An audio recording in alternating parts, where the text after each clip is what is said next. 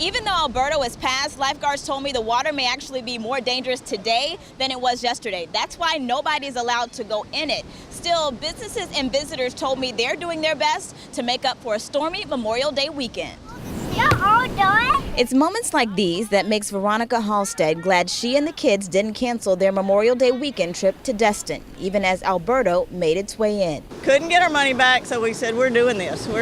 These kids were having the beach this week. Today was their chance, because yesterday, as Alberto made landfall, they had to get creative. We fixed puzzles, we went bowling, we played hide and seek.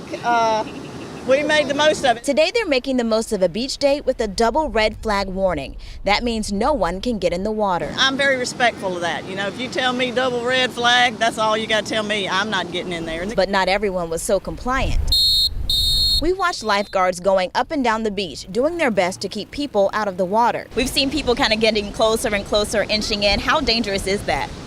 It is pretty dangerous. Lifeguards say the biggest danger is rip currents, making the water potentially worse than it was when Alberto came through. Yesterday the waves were so big, it was ultimately just pushing people in and you wouldn't have got out that far. But today it's definitely, there's that chance where you could potentially go out further, and the rips seem to be pulling a lot stronger than yesterday. Still, people were back at the beach, something businesses here were happy to see. Do you feel like people were scared away? Yes, I do. Barbara Moore works at this restaurant on the beach and says when people left, they lost money.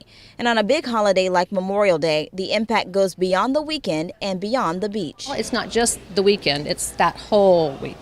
You can see it in the grocery store. You can see it in the Walmart. You know, you can see it everywhere, that it definitely is an economic impact on the community. Here on the Gulf Coast, it could be a while before the water is safe again. Lifeguards told me rip currents could potentially be an issue until the end of the week. In Destin, Florida, I'm Kumasi Aaron reporting.